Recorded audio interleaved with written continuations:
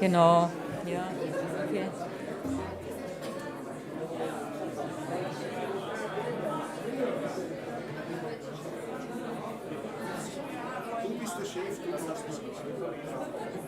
Ich bin ja noch gar nicht. Sorry, okay.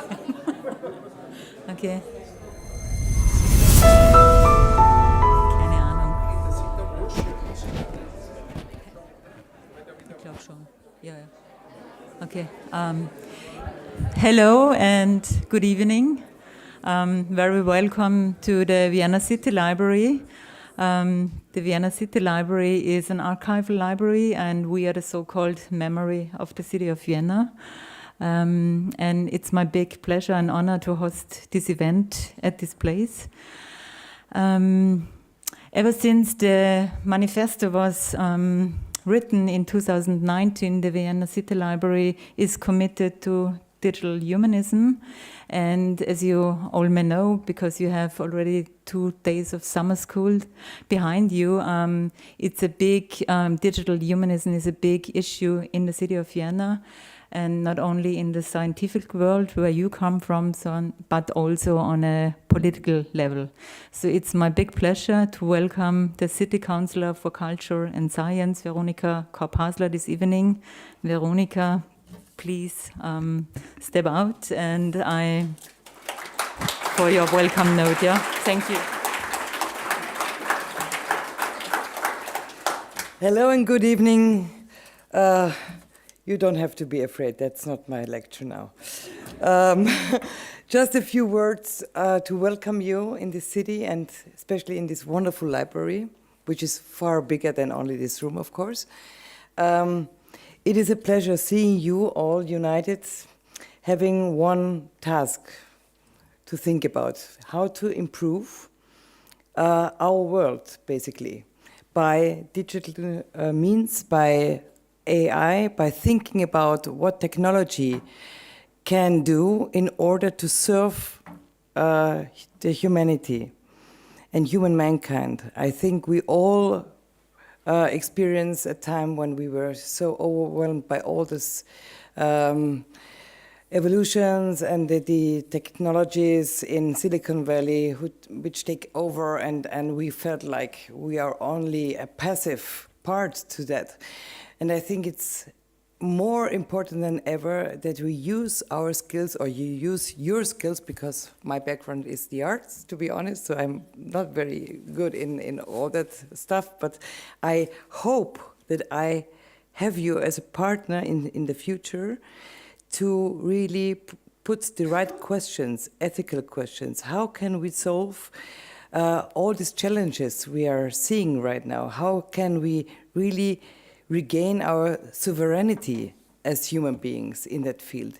And so all of you are for me a big bunch of hope, and you are the solution and not the problem.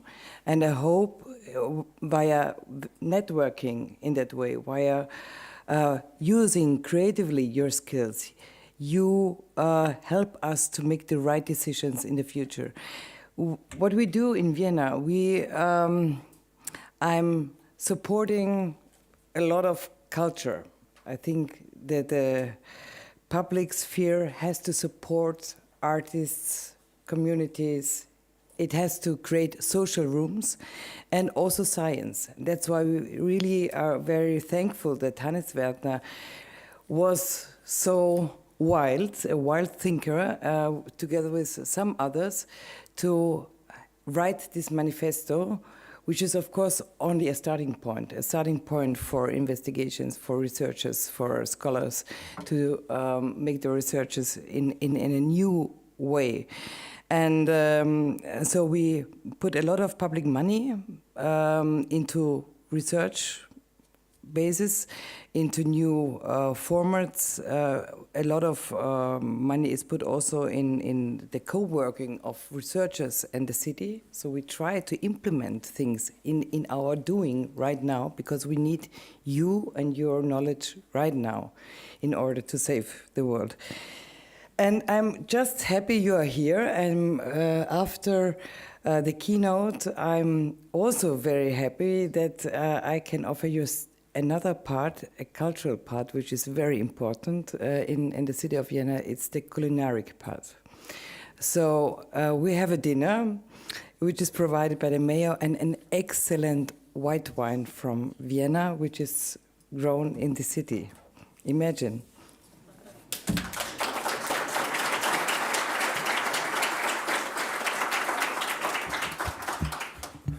So thank you for these kind words, and I also would like to thank you. Just to the background, she's not politician by training. She's an artist. She's coming. You have been the director of the Steirischen Herbst, which is one of the biggest Middle European alternative art festival, cultural festival, and you have done this for 7 years or something like that. 12 years, so sorry for cutting some out. And I think we can feel that, the attitude, that it's not only some opportunistic behavior, but it's really coming from your heart and that you are really devoted. And thank you also for the dinner. We are looking forward. But to be fair, also TU Wien offers you good lunch and coffee breaks. I hope you are. I also would like to thank Anita for hosting us and for being very initiative and for really opening doors here at the city of Vienna. You're really some important person for us, and you are a partner in doing partnering with us. Thank you for that. Now going back to Moshe. And can he see and hear us? Yes. Hi, Moshe. I'm not doing a long introduction because introducing you would take half an hour with all the things you have done, and I'm not going to repeat that. You can have a look at his CV. It's online, and you are a friend of Vienna, and we know you very well. But there's one thing I would like to mention, which is maybe the most important thing. Coming from a formal theoretical background, you are one of those who is moving to the societal political impact of the things we do. We are becoming more. This is interesting, that we are not alone. But you are one of the leaders we have in this, and you are really guiding us, and for this I would like to thank you. And you are a personal friend. For this I also would like to thank you. And now, having said this, without any further introduction, we are looking forward to your 40 minutes. Moshe, the floor is yours. Thank you very much, Hannes.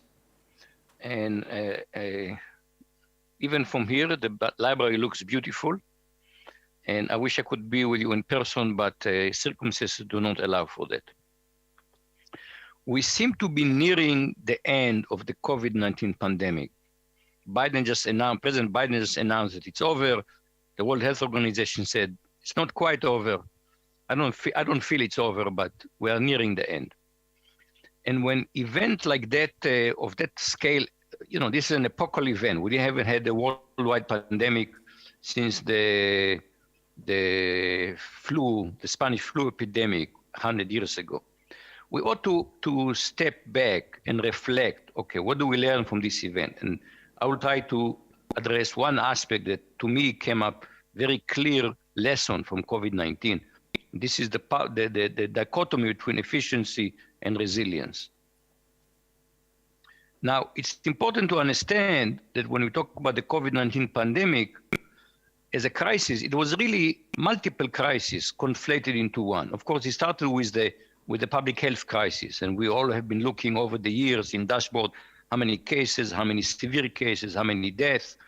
And the death toll, yesterday there was some congressional panel said that everybody needs now to be evaluated for anxiety. I think we're all suffering from the so-called post-traumatic stress syndrome because of the enormous death toll and the loss of life that we have witnessed. But it came up, we forget now, it came up with an economic crisis, just about 2 years ago. We've had people, what you see here is not the Disneyland parking lot, but people lining up for a food bank because they have lost their jobs and they don't have enough money to buy food. So they spend hours in a food bank to get some food for the family. And it exploded into a social crisis. What you see here, this was the Black Lives movements and protests and police reaction to that. And then at the end, in January of 2021, with the political crisis, we had essentially an attempted coup. And all of this in some or another relates to COVID-19. And one question one could ask is, how come we are not ready for this? So the immediate reaction, people says, well, it's a black swan event. You can't be ready for an event like that. But it turns out there were lots of warnings. Here is a cover of a book, The Viral Storm, A Mask, The Dawn of the New Pandemic Age. You may think that this book was written after COVID-19. No, this book was published in 2011. There are many, many warnings. And there are explanations why we should expect to have like this, growing population, encroaching on wildlife, more globalized world, more people traveling, everything spread out. There are reasons to, people have warning us about a pandemic, and yet we're not ready. And let me kind of take you back to 2.5 years ago. In the very, very early days of the pandemic, people talk about flattening the curve. And what was the idea of flattening the curve? At that point, we had really no measure. We didn't have vaccination yet, so we really could not stop the pandemic. But the argument was we must slow it down. So when you flatten the curve, you don't expect fewer number of cases, but you want the peak to be lower. And what was the argument? Still, at the time, we thought about hundreds of thousands of infections. Of course, by now, it is many, many tens of millions of infections. But they said the problem is the hospital cannot cope if the caseload is too high. And here is a headline from a MarketWatch, a business publication of April 2020. Nurses are wearing garbage bag as they battle coronavirus. It's like something out of Twilight Zone because we did not have enough equipment. It's called personal protective equipment. We did not have enough equipment for medical personnel to deal with the virus in hospitals. And this unreadiness inspired William Galston, an American economist, to write a column in Wall Street Journal in March 2020, which he titled, "Efficiency is not the only economic virtue." And he said, what if the relentless pursuit of efficiency, which has dominated American business thinking for decades, has made the global economic system more vulnerable to shocks? And he explained that efficiency comes through optimal adaptation to existing environment, while resilience, which is the ability to recover readily from illness, depression, adversity, or the like, while resilience requires the capacity to adapt to a disruptive change in the environment. So it is, are you trying to adapt to the current environment, or are you trying to be ready for changes in the environment? And that's resilience. So let me give an example where we were efficient but not resilient. So starting from in the 1980s, just-in-time manufacturing became a big deal. The underlying observation was that when you have a warehouse with inventory, it's very expensive. You have to build a warehouse, you buy the parts, the components early, while they're sitting in the warehouse, they're making no money. You have to store them in the warehouse, take them out of the warehouse. Suppose instead we can reduce inventory, even eliminate warehouse at all, and the parts will arrive at the manufacturing line just in time. So just-in-time manufacturing, also called lean manufacturing, is very, very efficient. But it assumes best-case logistics. It assumes that everything arrives just in time. What happens if some event that cannot be foreseen, for example, suppose that maybe worldwide maritime traffic stops because the Suez Canal is blocked. Who can imagine something like that? Well, it happened. And it led us to the supply chain crisis.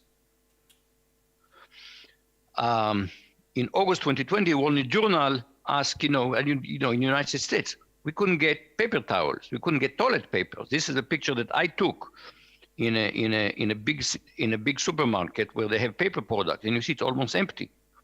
So what happened? Wall Street Journal blamed lean manufacturing.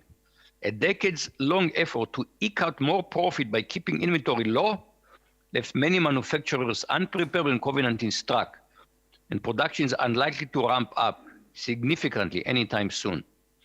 And in fact, one of the results we had today with inflation, there is also the issue, of course, the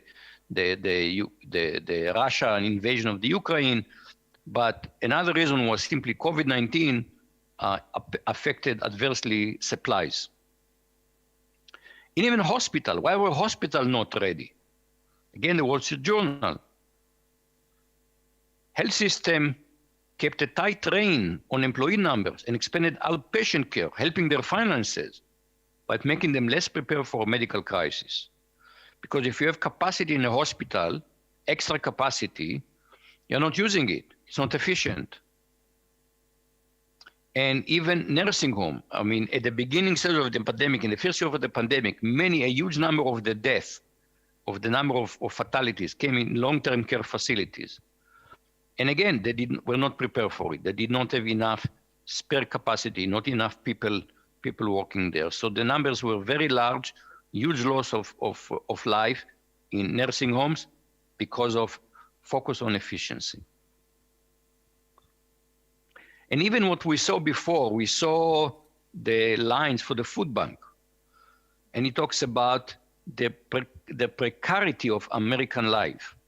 And so people actually have written about it already 5 and 6 years ago. The Atlantic, in May 2016, the secret of middle-class American, nearly half of Americans who have trouble finding $400 to pay for an emergency. And Associated Press, 2/3 of Americans would have trouble paying an unanticipated bill of $1,000. Now, what is $400? Your brakes failed. What is $1,000? Your transmission failed. If you can fix your car, you may not be able to get to your job. You're going to lose your job. If you lose your job, you may not be able to continue payments on your house. You may lose your house. So when we saw what happened in 2020, Adam Serwer in the Atlantic wrote, it didn't have to be like that. The desperation of US workers in the aftermath of the coronavirus was the product of a serious policy decision and missed opportunities. It wasn't just an accident. It was a result of a policy that focused on efficiency versus resilience. Now let's see how nature has to deal with the same trade-off. So let's see how nature deals with it. In 2016, the CSCM published an article called Sex as an Algorithm, the theory of evolution under the lens of computation. The article was written by Adi Livnat and Kirsti Papadimitriou and asked the following question. So computer science have learned from nature and developed optimization algorithms that are based on evolution. One is called simulated annealing, which is a search via a sequence of mutations. Now, genetic algorithm combine mutation with crossing chromosomes, which mimics sexual reproduction. Now, many experiments have shown that simulated annealing is more efficient, is better algorithms than genetic algorithms. So why does nature use the less efficient algorithm? And what Livnat and Papadimitriou show is that genetic algorithms are less efficient, but they yield better genetic diversity. And better genetic diversity gives you better resilience. So the issue is not how fast do we find an optimal solution. The issue is to have enough diversity in the species so the species as a whole is more resilient. Why? Because the environment will change. More genetic diversity would say, you have a sudden change, not all members of the species will perish. Some will survive, and that will give the species will survive. And so essentially, you can think of it that efficiency is a focus on short-term optimization, and resilience is a focus on long-term optimization. Without nature, it's a trade-off. Nature ultimately says long-term optimization is very important because the survival of the species. And Darwin said, it is not the stronger of the species that survive, nor the most intelligent, the one that is most adaptable to change. So the dinosaur did not survive an asteroid hitting Earth, but mammals and rodents did survive, even though, as you can see, the Tyrannosaurus Rex was a very efficient hunter, but he did not survive the catastrophe of a meteor or asteroid hitting the Earth. Now, I want to reflect a little bit about our own discipline, computer science. So, Don Knuth is the closest to what we have in computer science to be a patron saint. And he started writing in the 1960s, the art of computer programming. And now he's in his mid-80s, past mid-80s, and he's still working on it. And you look at what is it about. He called it analysis of algorithm. He founded a field called analysis of algorithm. Now, if you open the book, you see what is it about? It's about performance, computational complexity, how much time, memory, and other resources we need to execute them. And how do we minimize the resources used? It's all about efficiency. What about resilience? You find nothing in Knuth books about resilience. So let's take a very important algorithm. It's called PageRank. PageRank was an algorithm that Google used to rank web pages when you have a search. To give you the result, you have to order the result. PageRank was used to do it. It was kind of a bit of a pun, web page on one hand. Larry Page was one of the founders of Google. And PageRank gave you a very nice way to rank the result. And the idea was, very simple idea. In the beginning, everybody is equal. But if many pages point to page A, then page A must be important. And if many important pages point to page B, then page B must be very important. And if many very important pages point to page C, then page C must be very, very important, and so on and so forth. So by analyzing who points to whom, you can find the most important web pages. And that was the basis. And in fact, if you remember the early days, people are old enough to remember the early days of Google, it was magic. You know, they had this, I got lucky, very often one click and you got the right answer. But then people said, wait a minute, I'm starting a new, let's decide I decide to start Italian restaurants in Houston. There are many Italian restaurants in Houston. How do I make sure that if people search for Italian food, they'll find my restaurant? Well, the answer is I'll create lots of fake web pages and they'll point to each other. So it'll become very important, very important, and all of them will point to my restaurant. And there's a whole industry called search engine optimization. How to make sure that your web page will float to the top. And it turned out that PageRank was not resilient. It was very easy to fool PageRank and create artificial ranking. And so today the patent for PageRank has expired and Google is not using PageRank anymore. In fact, today to make sure that the algorithm is resilient, it's a trade secret. We don't know exactly how Google does it. I want to look at another aspect of efficiency, and I call it friction. In 2013, I wrote a column in Communication of the ACM, and I addressed the topic of friction. And I wrote, our discipline is dedicated to reducing friction. Latency must be eliminated. Bandwidth must increase. Ubiquity should be universal. Friction for us is a bad thing, let's reduce it. What was the motto of Mark Zuckerberg for Facebook? Frictionless sharing. That's what we want to have. It should be very easy to share. Click, you shared. Well, except that reducing friction create all kinds of adverse impacts. We have filter bubble, fake news, extreme content. It was not a utopia. Having frictionless sharing was not a utopia. Some people said it's a dystopia. I know because I'm on Facebook and I share too much. I know that. But it's too easy. So let me give you an example where, again, friction was reduced with adverse consequences. So in about just over a decade ago, there was something called the flash crash. So the US stock market suddenly dropped precipitously. What was then, it was very high. Today, it wouldn't be so high, but then it dropped 600 points in 5 minutes. And people say, well, wow, what happened? How does the stock market crash in 5 minutes?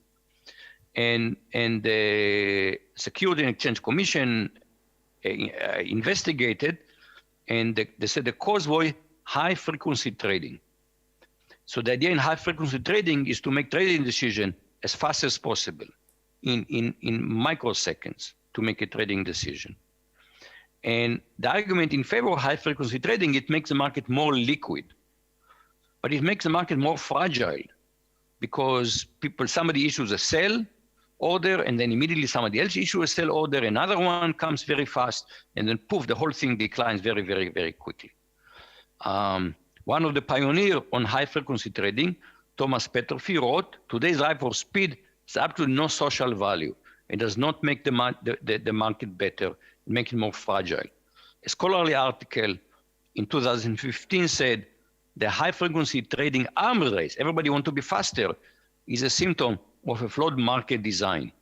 You get, in fact, they argue that the regulator should have put speed bumps. We don't want people to drive too fast in neighborhoods. Trading too fast in stock market is not good for the market. In fact, imagine we have iterized the engineering quad, and imagine that I'll go across the quad and I'll go by call it mechanical engineering, and I'll tell them, look, in computer science, we believe that friction is bad. Let's eliminate all friction. You guys should do the same. All friction for mechanical systems should be eliminated. They will look at me and say, you're crazy. We can't function without friction. It's just the question is where and when and how much. So do I want friction between the tire and the road? Absolutely. Do I want friction in the drive shaft? No, I don't want friction there. We need to know where to put friction. So our obsession with limiting the friction is a search for efficiency, but at the expense of resilience. And we need to learn how to look at friction in a nuanced way. Where should it be? How much should it be? Where and when? We have not learned to do it yet. And I would argue that the same issue happened with security. So a few years ago, I wrote something about security, and I wrote email from a colleague of mine who does cybersecurity research, and he said, you simply don't understand how security research works. He said, this is a verbatim quote from his email. First, somebody built a thing, and it's super useful. And what sell? Features.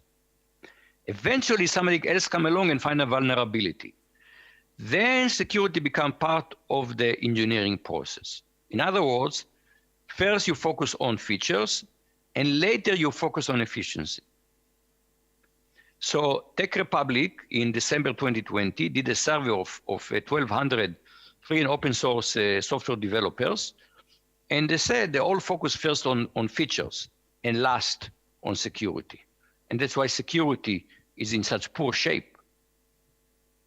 So here we are, 75 years into the computer age. ACM was established 75 years ago. You can find that ACM has given 4 ACM Turing Awards, Nobel Prize in Computing, in cryptography, but none in cybersecurity. So I talked once to the people on the award committee, and I said, how come none in cybersecurity? And they says, other than cryptography, where we have beautiful work, we found there's nothing in cybersecurity that's worthy Turing Award worthy. So we still don't know how to build a secure information system. But now it's just not about somebody maybe attacking, getting my credit card numbers. By now we know you can use the network to attack vital infrastructure. In a couple of years ago, we had an attack on a major pipeline using ransomware. It was actually closed, the shutdown infrastructure. Imagine an attack on the power system, on water system. And if you ask me what is the most urgent thing in computing today is how to solve the cybersecurity challenge. But I don't sense any sense of urgency in the computing community. Shame on us, in my opinion. Let's compare it to what happened, for example, with other technologies, automobile technology.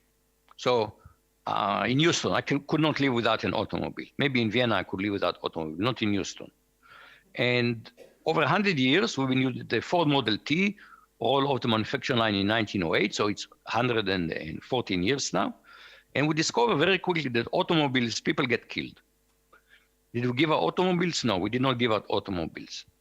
But we have done major effort to make automobiles safer. In fact, we even established National Transportation Safety Board. Every major accidents get investigated. We don't have the same thing with cybersecurity. We don't have one agency that can regulate all IT providers, all IT suppliers. And one reason is because the attitude in our discipline is let technology develop. Regulation stifle innovation. We don't want the regulator to tell us what to do. But right now, it's very clear that the marketplace is not solving this question. Only government regulation will solve it. How do we change it? Nobody knows for now. So why were we not ready for the pandemic? It's very clear. It costs money to be ready. The relentless pursuit of efficiency prevented us from investing in getting ready for the pandemic. In spite of many warnings, we developed a global supply chain that was very efficient but not resilient. In fact, today it's amazing. When the pandemic was just about to explode, turns out that President Trump had to defend huge cut to the CDC budget. He said, well, why do we need all these doctors? We'll hire them when we need them, which is what the efficient thing to do is. But by the time we needed them, it was too late. In fact, it is stunning to recall that in 2019, the Trump administration shut down the CDC Vaccine Safety Office. That's how we got ready for the pandemic. Why did they shut it down? Too expensive. So I want to look at it also from the economic lens. So what is economic efficiency? Economic efficiency means that this is a definition. You can go to a place called Investopedia and check. Economic efficiency means that goods and factors of production are distributed or allocated to their most valuable uses and waste is minimized. And in fact, furthermore, the free market advocate says that the free market, through individual self-interest and freedom of production and consumption, achieve economic efficiency and serve the best interests of society. A distinguished economist, Danny Roderick, wrote in 2021, economists tend to be enamored of the power of markets to promote overall economic prosperity. But does efficiency guarantee optimality? Does efficiency guarantee that we are serving overall economic prosperity? So there is something called the first welfare theorem. And if you look what it says, actually it makes a fairly modest claim. It says that under certain assumption, technical assumption, the free market would converge to competitive Pareto optimal equilibrium. So this is what really economics call efficiency. It's an equilibrium, good. But does equilibrium serve the best interest of society? This is not so clear. And again, Papadimitriou, who much of his research of the past 20 plus years was the so-called computational lens on many other aspects of science and economics. And Koutsopias and Papadimitriou look at this question: does equilibrium serve the best interests of society? And it says, there are many equilibria. Let's look at the best Nash equilibrium and compare it to the worst Nash equilibrium.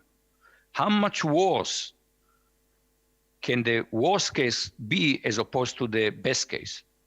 And they call it the price of anarchy, because if nobody guides the equilibrium, it's just going to be an equilibrium. And the answer was, the cost can be exponentially high. So economic efficiency gives us an equilibrium, but it's not guaranteed that you serve the best interests of society. In fact, a few years later, with other colleagues, Papadimitriou asked the question, how long does it take to reach equilibrium? And they compare it to, they say, you reach equilibrium essentially via a process of local search. Why? You make small adjustment. I'm going to produce more, the price will go up a little bit, or go down, somebody will buy, it's a local search. And they showed that under a certain complex theoretic assumption, this local search, again, may take exponentially long. And if it takes exponential time to converge to equilibrium, it means you'll never converge to equilibrium. Why? Because circumstances will change. The world is never stable for a long time. Okay, every day there's something in the news, a natural disaster somewhere, a war somewhere, an accident somewhere. The economist wrote last year, there has been too much focus on equilibrium. The reality, we never reach equilibrium, so we don't have efficiency, we have no optimality. But we had, still many people believe, if you ask economists, they will tell you, no, this economist does not tell you that, but many people believe that the invisible hand guarantees that everybody is going to behave greedily, and out of this, we'll get the best of all possible worlds. But all that greediness does is a greedy algorithm. And we know the greedy algorithm gets stuck in local optima, And you need some systemic intervention, like government regulation, for example, to get them into a global optimum or out of the local pessimum. And that's why we need regulation to get out of cyber insecurity. It's market failure. And in fact, one of the holy principles of economic, which is free trade, what is the argument for free trade? It's all about efficiency. If one country does better in making wool, another country is doing better in making cotton, then one country should focus on wool, and one country should focus on cotton, and they should trade with each other. But again, this assumes best case logistic, assume no wars. For example, Europe becoming dependent on Russian oil. This has been a disaster incoming for years. It was obvious going to be, at some point, will be very bad. And right now, Taiwan supplies 63% of the world global semiconductor capacity. And today, Taiwan, I would say, is the tensest geopolitical place in the world. And put 60% of the world capacity there, we must be insane. Free trade is efficient, but not resilience. Now let's go back to COVID, because something did work in COVID. The internet did work in COVID. In March 2020, we all went home, and I started teaching from home. My students were learning from home. I visited doctors from home. I did all my shopping from home. Why did the internet work? Because the internet was designed on one key principle to ensure resilience. And this is redundancy. And this goes back all the way to the 1940s. Error correcting code. How do you ensure a transmission on a noisy channel? Error correcting code, extra bits. Von Neumann telling us that how do organisms survive? Because individual cells can fail, redundancy. Now we understand, we want banks to survive. We need redundancy of capital. But of course we understand redundancy is not efficient. We pay a price for resilience.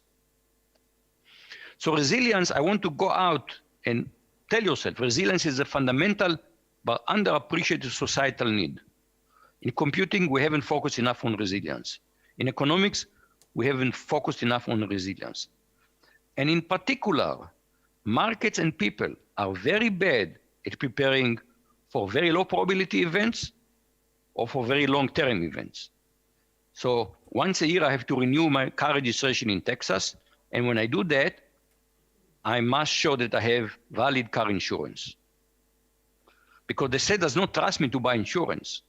Why? Because buying insurance is inefficient. I'm paying money. I paid way more money to insurance company over the years than get money back.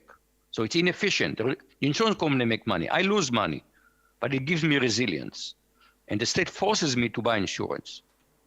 Adam Tooze wrote in New York Times in September 21, what if the coronavirus is just a trial run for a bigger disaster?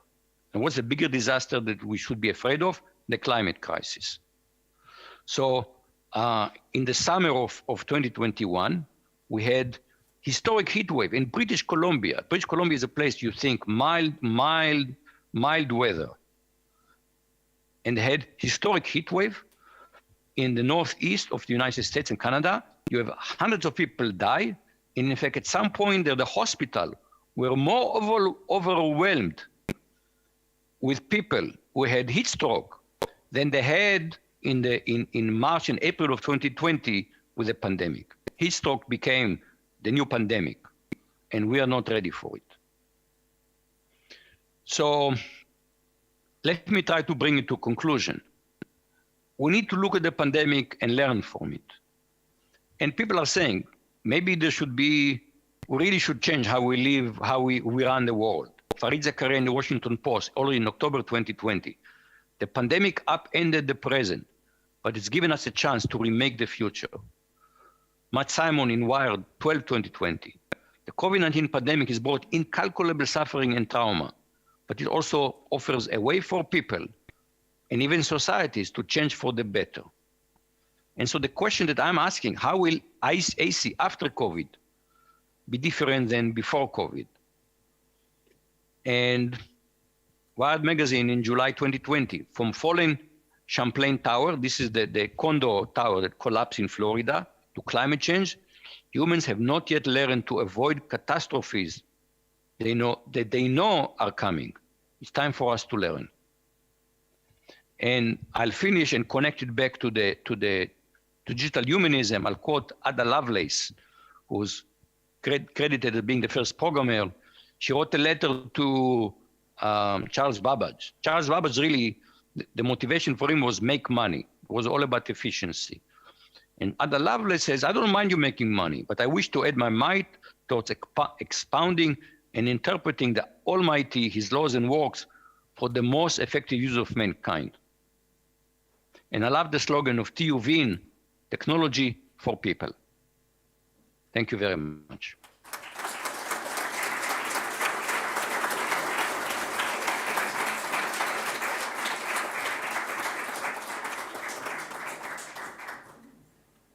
I know that I'm standing between you and dinner, but perhaps we can take a couple of questions.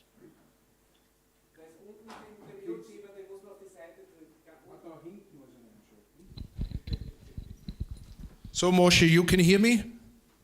Yes. And you can see me? Yes. Okay. No, I will be the... Now you move. Now you move. I cannot see you anymore. Don't move. Okay. I move out of your sight. Sorry for that. Okay. Yeah. Questions from the audience to Moshe? We have still time for some. It's afterwards is dinner, but we still have time. And Moshe, I move to Carlo. You will remember Carlo. Yeah. Moshe, I'd like to ask you, how far we are, from being able to build, let's say, a new theory of our systems and algorithms, that can be evaluated according to, for example, the criteria that you're mentioning here, in your case, resilience, but you might think also of fairness or other types of values that lead to digital humanism. Do we have a theory? Do we have the tools? Do we have, or is this a research area? What's your opinion here?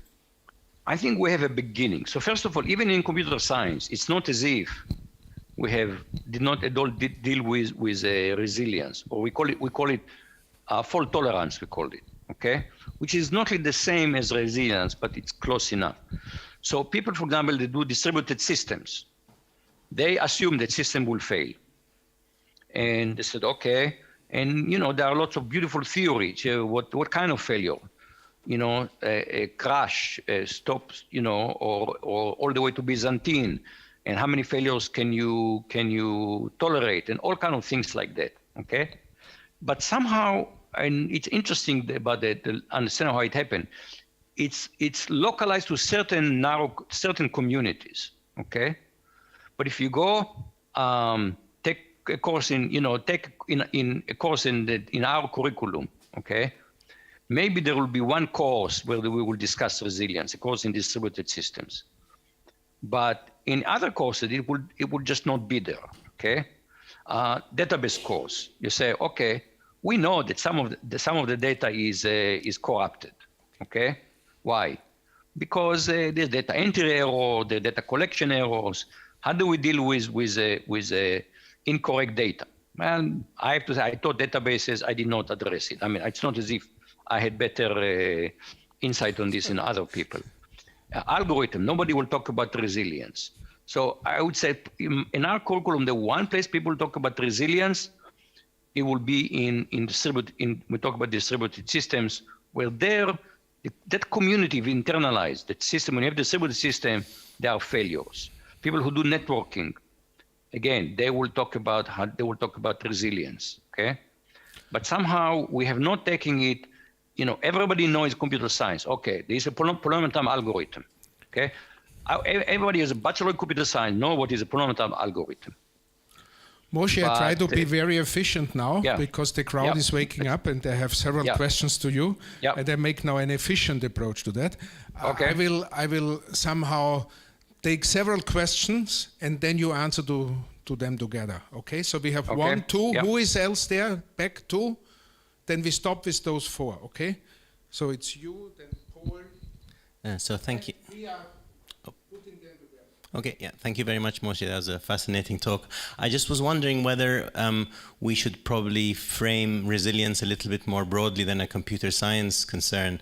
I mean, a lot of the descriptions of why, for example, we didn't have resilience were because of social or human factors that perhaps affected the need for resilience. So maybe we should at least term it socio-technical resilience, so that we know that if we want to achieve resilience, it's not just through the traditional means that computer science provides, but also by looking at the context, the social context in which resilience can be achieved, perhaps by getting people and their interactions to also contribute to it. Okay. Moshe, very interesting. One of the things that you see, you talked about cybersecurity, is that cyber criminals are now using artificial intelligence to adapt the attack, and it can spread very quickly because systems are connected and they're all using essentially the same software. You have repeatable patterns, etc. So how do you build friction in these critical infrastructure systems where cyber criminals are attacking with the help of AI? Even if these are two different questions, maybe you could answer them in one. Moshe, Yeah, this is I'll a try challenge. to answer each one in one or two sentences. Yeah. So it's up to you. Now it's you. Yeah. So I completely agree about socio-technical, and that's why a big part of the talk was about economics. I'm not an economist, but I look at that and I says, well, you know, here is economists in some sense. These are the one discipline that really runs the world, and they miss the boat completely on resilience. Okay. Because it just, you know, the money, you know, this is an old paradigm, right? A bird in the hand and the two birds on the tree. So we are all greedy. And so it's very easy to focus on how much can I make more money and not thinking about what can go wrong, be more pessimistic. We tell people, be positive, be optimistic. Well, sometimes it's useful to be pessimistic and think about what could happen. I think that, in fact, I remember that there was the Y2K problem, you remember. And then, for example, in the power system, they had to replace a whole bunch of incompatible microcontrollers everywhere, and they had to modernize them. But the outcome was there was one type of microcontroller that controlled a huge part now of the spread all across the US power system. And people say, okay, we solved one bug, but now we created, you know, continental scale vulnerability because it's just one type of controllers. So it's a kind of the same thing. Yes, it's very efficient to one type of microcontroller because it's just cheaper to produce and everybody only has to learn one thing. But we need to learn from nature. The diversity gives you more resilience. It's just really hard to convince people to spend money now for an uncertain future. And that's a challenge for us. That's why the state of Texas forces me to buy insurance, because they don't trust that I will do it by myself. We as a society have to make a decision to build a more resilient society. It's a political issue even, not just a socio-technical. It's also a cultural and political issue. Zach, the other question was Paul's on cybersecurity and the tools. So I said one way you get better cybersecurity is by having diversity of things. You know, if you have a whole power grid and it's all one type of microcontroller controls it, it's very fragile. It's non-resilient. So we have two questions here from the back of the audience, and after these two questions, maybe you tell him who you are, both of you. Yeah, my name is Daniel Saman, and I'm an economist and also a lecturer in this workshop. I have a question on attitudes towards risk or preferences that people have to take on risk. So some people go into the casino and they like to take risks. Other people want to take a lot of insurances to avoid risk as much as they can. So you brought up the example of an insurance, and you said there is a trade-off between resilience and efficiency, and we have to pay something for having more resilience. So I, as an individual, can make this decision by deciding what kind of insurances I want to take and how much risk I want to take. But as a society, how do you want to find this trade-off about how much are we going to pay in order to have more resilience or have more insurance against an uncertain future? I think this is, or I think it's very complicated. Thank you. It's very, very complicated, and that's why I say it's partly a political issue, because collectively we have to make a decision, and even we have to make a decision about the future. We will not be here anymore. What is our obligation to future generations? And if you look at it, I think that a climate scientist made a huge mistake by talking about what the temperature will be in the year 2100. We keep saying the hockey stick and what will the temperature be in 2100. And 2100 is like 80 years away. And for most of us, okay, unless you have some babies in the audience there, we're not going to be here in 2100. And it's just hard for us to feel connected to that thing. If they have told us, okay, that within 10 years, you're going to see more fires, more hurricanes, more flooding, all of these things, okay? Well, 10 years, it's me. It's not even my children. It's me. I hope to still be around in 10 years. So people have to, when it comes to risk, you have to feel it. It's very often about feeling rather than just probabilities and actuary science. And of course, there are people from whom, trying to prepare for the climate crisis is going to cost some people money. It's going to shut down some businesses. So it's become a political issue, and that's partly what makes it very, very difficult. We saw even things that you wouldn't imagine, like wearing masks, became a political issue. So you can never get away from politics. Moshe, we have a last question by Gerti. Hi, Moshe. I have a more general question concerning digital humanism. There is a discussion ongoing about embedded ethics, and ethics with CS at the end. I think it's in Stanford ongoing, in Harvard, and in fact also at the TU Wien. And the question is embedded ethics just another term for the digital humanism in the computer science world, or are there differences? I think the ethical lens is one lens in which to approach digital humanism, but it's not the only one. I think in digital humanism, we try to be very broad. For example, you look at my talk today, and it's clear it's about the impact of technology. But yeah, you could say it's about ethics. It's about our obligation to the future. But somehow ethics we don't always necessarily have to take the ethical dimension. We can look at it a bit more broadly about the broader thing that I call it is the public good. What is our commitment to the public good? Okay, to betterment of the world.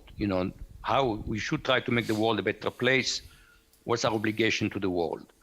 But in particular, the embedded ethic is a particular educational debate how to teach ethics. Is it better to have a separate course on ethics, or is it better to have an ethics module in every course? And my answer is both. I think you can, in a semester-long course, you can take into a depth you cannot get in doing like a week at a time, even if you add it to all courses, because there's no continuity there. But it's useful also in every course to say, okay, this is the subject matter, okay? We are learning about automata theory. What is the ethics of automata? I have not quite yet figured it out. What is the ethics of automata? But in some courses, it's very easy to talk about ethics. The database says in security, in many courses, you can talk about ethics. So my suggestion is to combine teaching ethics with embedded ethics as well. But we should not, either we take ethics very, very broadly, okay, which means that it's technology for the benefit of humanity, or we said, look, there is a bigger picture here. How do we ensure that technology serves humanity rather than the other way around? Moshe, this last question brings me to a comment, and I'm sorry, but because you also say it's not about ethics, it's about politics, okay? Because all the questions at the end go to the political decision-making. It's not about just ethics plays a role in this political decision-making. So at the end, it's politics, it's about us, and it's about the nature and the procedure how we do that. Would you agree with that? Absolutely. I think that usually I would say the people who come to computing have disdain for politics. Well, I'm extrapolating at least for myself, okay? But the answer is politics run the world. And right now, computing runs the world. I think, Hannes, you said computer science today is the operating system of the world. Yes. So if we want to understand, if we want to change the world, we have to understand politics. Does it mean that I should run for office? Probably not. I don't think I'll be a good politician. But partly I'm trying to talk outside even of computer science, partly to send a message to the society at large that right now we have issues with technology that are applicable to society as a whole, and we would like this to be part of the political discussion. For example, you see in the United States now, there is a change just of the last couple of years that finally it's become a bipartisan issue. Both the left and the right understand that we need to regulate technology. How to regulate is going to be a big debate, but the need to regulate has become almost accepted. Moshe, thank you. I thank you for your excellent presentation. I ask you for your patience and your questions. And now for us, it's time for dinner. Thanking again to the city. And Moshe, I wish you a good day. Bye. Enjoy your dinner. Bye-bye.